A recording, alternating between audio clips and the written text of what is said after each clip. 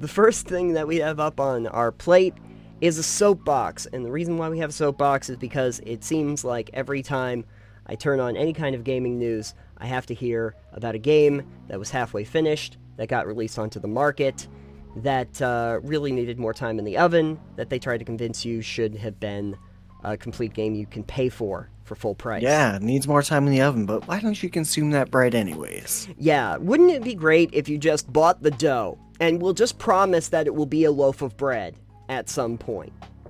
Yeah. And yeah, just pay us sometime in the future. Yeah, just pay it for us. Pay it to us now, and then one day in the future, it will be bread, we think, if we feel like supporting it. Yeah. Couple of the most recent entries in that genre have been The Avengers and Cyberpunk 2077, for very different reasons. A couple years back, I actually did a whole video where I basically said, stop selling us your beta. I got very upset, mostly at, like, the Fallout 76s of the world.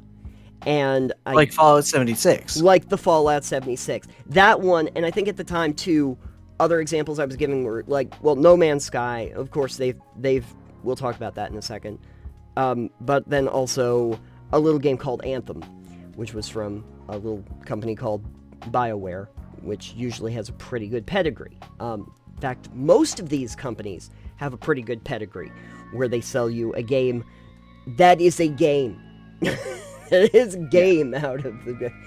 And there's a lot of people that will bemoan like early access titles for releasing before they're done. But what about all the giant titles that are coming out at full price from giant studios that have the resources to make a full game when they release? Yeah. What about them? So that's what this soapbox is going to be about. And mostly it is going to be a call. Game companies, you gotta finish a game before you release it. And I'm gonna try to do it in a way that explains to you why it's actually in your best interest to do that. And we can use those games as examples. We can. We can show you that, like, Bethesda coming in to Fallout 76 was coming in with a lot of cred in the gaming community. Yes, they had bugs. We all know that the games did have some bugs. But some bugs. All of the bugs at launch. All of the bugs. Sometimes you fought the bugs, but a lot of them were unintentional. But they came in with a lot of respect from the gaming community because they made very big, open, epic RPGs that had a lot of content, and people got immersed in them. They did have a lot of that going on. 76 dropped, and they said, well, we're going to make it an online game. And it's like, okay, well, we're going to change the format a bit, but we're also going to not, at least when they release the game, have things like NPCs or dialogue. Yeah, that in itself is weird for an online game. It's like, yeah, no, we want the players to build the story in this game. And it's like, oh, yeah. What? Yeah, what are you doing here, guys? More importantly, I mean, because I played 76 when it first came out, I did get a chance to play it a bit. And I can tell you that it's just a very weird experience. Any kind of interactions you have with the society when you get out there are mostly through audio logs. You're just listening to a computer talk to you. Yeah. The only characters that they even started to build in were essentially like robots that you might encounter. Right. But with very limited dialogue tree. You're not really making decisions. You're not role-playing. You're just kind of in this world. They had other problems, obviously. I didn't like how they did VATS and all of that. It kind of took away from all those aspects. But the problem was, they released a game that you could tell was supposed to have a lot more content and should have had a lot more QC. But they still released it anyway, and it got terrible press. There was all of this stuff where, like, trying to... You'd be walking past people because now you gotta play with other people. Totally what I wanted to do in a Fallout game. And they, you couldn't mute mics, so you're listening to the background conversations of other people as passing by. It's like, I don't want to hear this. See, I understand how that can be effective as immersion, Yeah. but only in a game that people are immersed in as their characters. Right. And role play in character, for instance. So if you have your mics always live and unable to be muted can't talk. If you have your mics unable to be muted in an MMO, and people are just talking or yelling or screaming or whatever at other people or just in general, it's like I don't want to hear any of that. I don't want to hear other people talk. I don't want to be on a microphone myself in another game. And if I have the option to turn it off, I either do, or I just mute my own microphone, and then, whatever.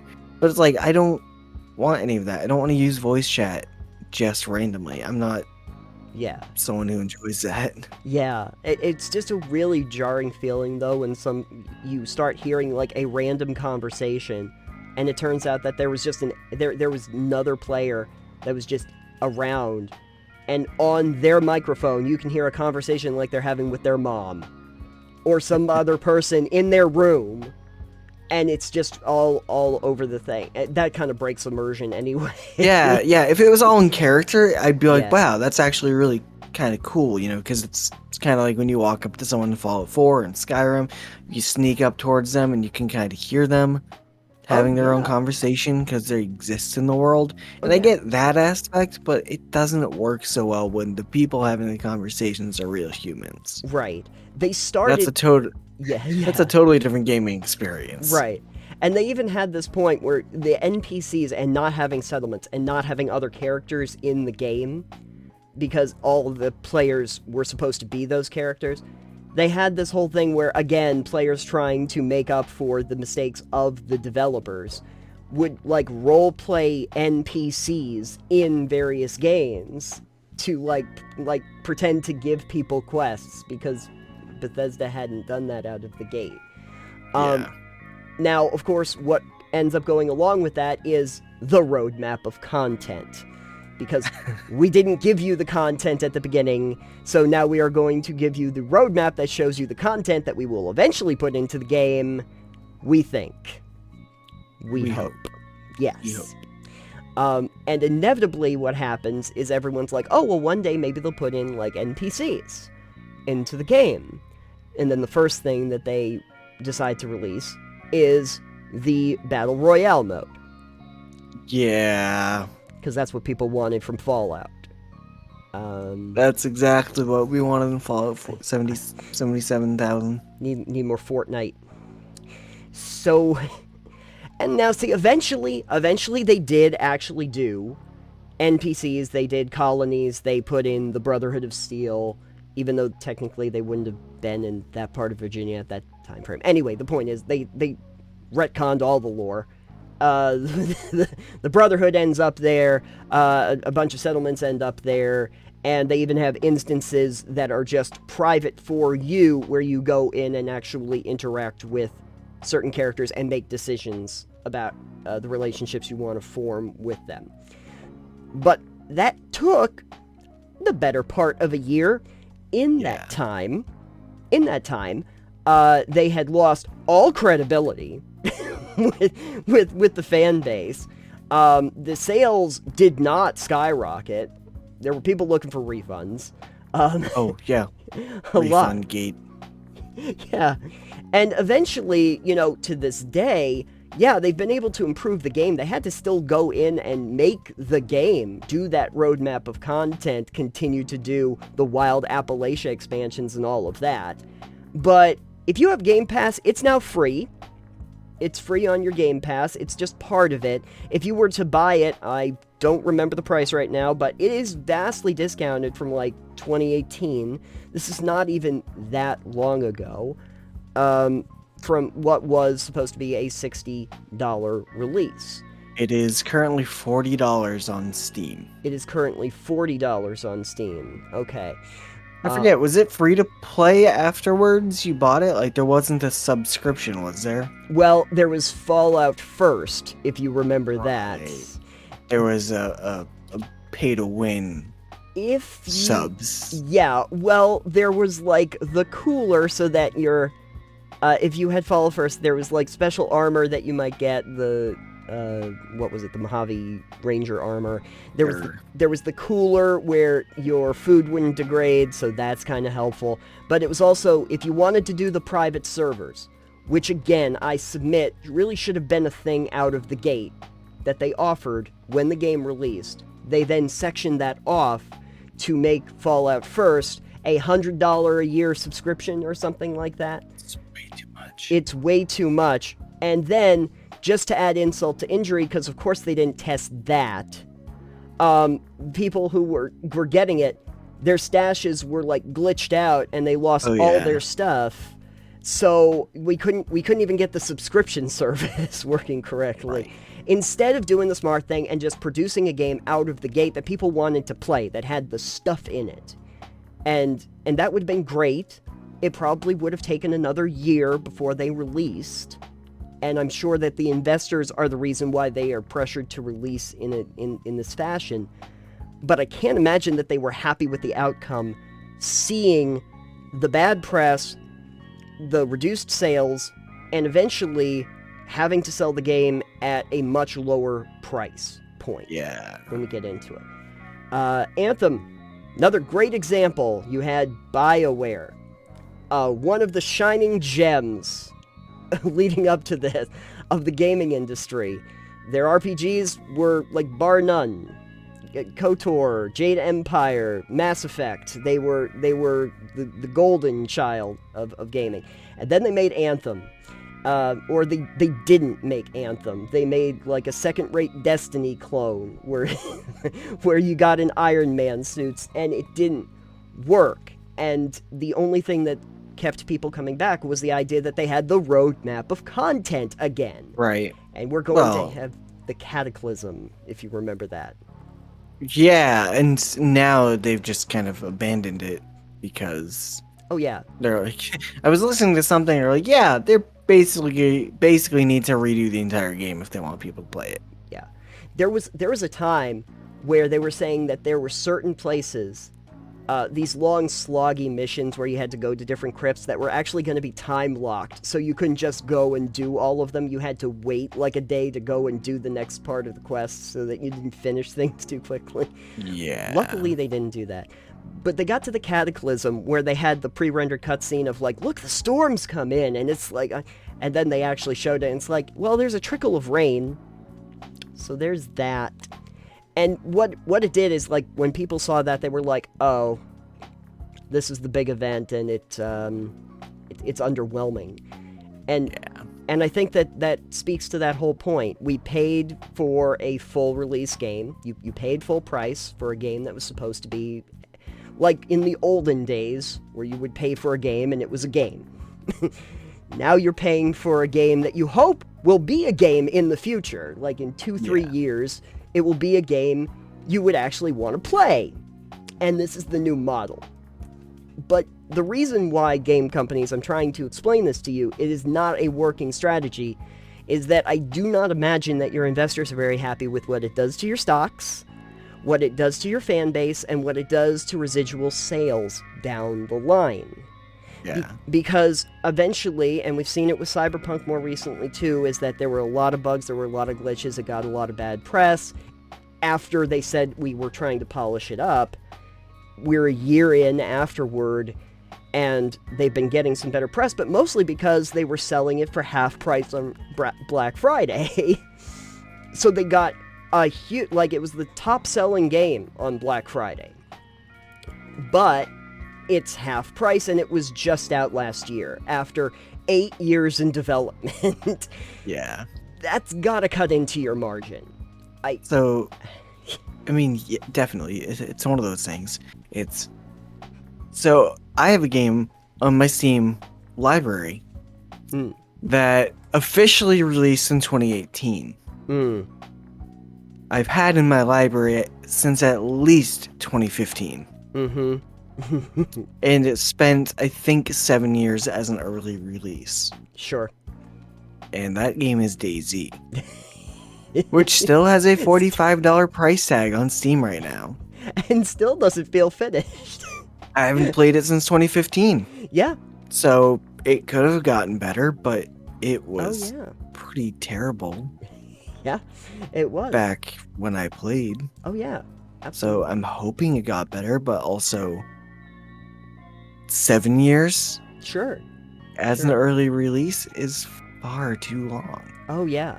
And the cautionary tales, they keep it coming. We were talking about, before we started recording, about No Man's Sky. And, the thing about it is that, to their credit, Hello Games did improve that title. If you look at No Man's Sky today, it is far more vast in the amount of content that it provides. Oh, yeah. But they had to do that for their own survival. Well, I mean, they were also getting, sued. They were in trouble. They were in serious trouble. There was talk, I remember this, right after it launched, where the question was, how easy will it be to get a refund Yeah. for your No Man's Sky? No Man's Sky was a Kickstarted game, right? I believe so. Yes. And then they had all that money, and the game they launched with, people were furious about. They're like, this is not... I know there were a bunch of... Yeah. Yeah, there were, I know, a bunch of lawsuits aimed right at them for that. Yeah. So, it's either you fix your game and you make it a game, or you get slapped with a ton of, even if frivolous, but still, it's a mostly lot not. you have to go through. Yeah. That, and also just a lot of people that are returning the game. It's bad when, you're looking at possible negative sales, of just more people returning it than wanting it. But yeah, and then they had to, go down for, a year. They had to hunker down for, a whole year, at which point they're not really making more money on the game. They're just trying to fix the game they've already sold people. Yeah. So that they can come back with, the next expansion. Yeah. Where they do provide a lot more content, but again, that can't look good. I mean, I'm not like a businessman, so to speak. I don't run a business, but I don't imagine that selling people product and then trying to fix it over the course of a year is very good for your bottom line. I don't think that's how they typically do it. And they're still working on trying to make the game better now that we're 3 years in. And it again, for small companies like that, that could have been a death knell. They kind of had to fix it, like you were saying, out of obligation. If they didn't, that would have been real bad. After the investment that they had into it. And then the other one that I mentioned recently, mostly because we keep wondering exactly how much it is going to be supported into the future, is Avengers. I have actually played some of Avengers. In topics of games you didn't think I would play. But I have played some of the Avengers. I mostly did because I had no interest in actually playing with the loot box system or the microtransactions or anything. I just wanted to play it to see what the base game is. And it's from, again, another great game company, Crystal Dynamics. Is it really? Crystal Dynamics made the Avengers. Wow. Yeah. That company. Doesn't Square Enix own Crystal Dynamics? They do. So there is that. But usually Square is fairly good. Depends on the title. But Crystal Dynamics had always performed for them. I think that they kind of got stuck with a project that was also in IP hell, to their credit. Because they didn't have license to the Marvel Cinematic Universe stuff, so they couldn't use the actual likenesses of the characters or anything but also, when I was playing it, I was thinking to myself, and this is, again, a year in, so it's had time to improve and there aren't as many bugs. You could tell that, there was an interesting idea there. I mean, it's still kind of Destiny, but with superheroes. But when you get to the, running action sequences where it feels like Ms. Marvel is practically doing the Lara Croft Survivor series, platforming segments and stuff, and when, you're going around these different worlds, you start to feel like there was something there, but the support for it just wasn't wasn't really as high as people were hoping. And their talk about, like, this won't have any kind of microtransactions when it originally came out.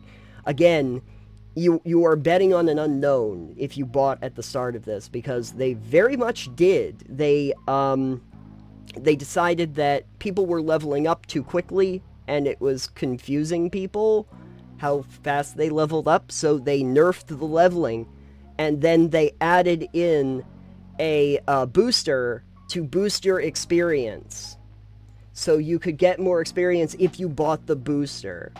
At which point your argument about, like, the experience is confusing people, unless you're willing to pay, and then it's not apparently confusing anymore. We created a problem, and then we sold you the solution. That whole thing. All right, then. Yeah. But you were kind of relying on them to be able to deliver on the roadmap of content that they were going to provide, all the way up to the most recent one, which was Spider-Man, but only for the PS5, because it's not on other systems, because Spider-Man's Sony exclusive. And people kind of wondering why it wasn't as feature-rich, or have, like, as many of the cutscenes or the voice acting or anything. And the answer they got back was, well, we were looking to work on content that all platforms are going to enjoy. So it still kind of feels like, yeah, I mean, you could have still worked on that a little bit, and could have still done that. So you're kind of trading on this idea that you're going to hope that the game studio provides you with the game down the line that you're paying full price for right this minute. Yeah. And they're conditioning a whole generation of gamers, both the old hats and the new ones, to not be that driven to buy something when it first comes out. I'm okay with that. I usually don't. Right. One of the things, too, is that even though we might not always look at games media, people do care what the reviews are. People will look at the reviews for games and say, oh, okay, that doesn't sound very good, or that does sound okay. And if you're creating a first impressions game that doesn't have all of the content, the reviewers are going to see that. They're not going to see the game in 3 years. They're not necessarily going to go back and review it then. They're seeing it before sometimes it even hits store shelves. If you're not providing a full game and just saying, oh no, don't worry about the bugs, we'll do that in a day one patch, good luck. Good luck convincing them of that. Because you're trading on confidence. And that's the thing that really disturbed me, is that companies like Crystal Dynamics or BioWare or CD Projekt Red that have great reputations going into these titles capitalize on that. So that you go out and say, well, it's gonna be good, it's from these folks. And then they can kind of use that as an excuse to say, no, it will be good in the future. And sometimes it is, sometimes it is not, but you've already bought the game. And so from both a consumerist standpoint, the customer themselves, and from the standpoint of the people making the games, I do not see this being a long-term framework for game releasing. I just don't. Have you had any, before I get off my rant, I'm gonna let you rant for a second. Besides DayZ, were there any other examples of ones that you encountered where it felt like the game was absolutely unfinished from, like, a big studio that you were unhappy about? I mean, there's definitely been games I've bought and then returned, like, immediately. I don't remember those games because I returned them, but I've definitely had a few where I've, like, got it because it sounded interesting. Yeah. It wasn't anything that I expected. It didn't play in a way I enjoyed, and I was just like, well, I guess I'm gonna return this. Yeah. Exactly. I've had a bunch of those. Because I don't usually return games. I usually just try to not buy them unless I really feel comfortable with the price and have a good... I do when they're that bad. Right. There have been 1 or 2 times I did return games, but it was mostly because I realized I had already bought it on a different system. I just recently, Vampire the Masquerade Bloodlines, I was like, oh, it's on sale for $10, and I bought it on GOG, and then I was like, wait a second, and I looked, and it was like, oh, I already bought this on Steam. You know what? I'm gonna return it, just I already own it. And they were like, no, that's cool. We understand. But besides that, no, a lot of times I'll either wait for them to, and this is what they've usually talked about, is that it will either go on deep sale quickly when that kind of stuff happens because they've gotten negative press and they need to recoup, or it will become a free-to-play game. Yeah. And at that point, just pick it up then. I've seen enough examples where that could happen.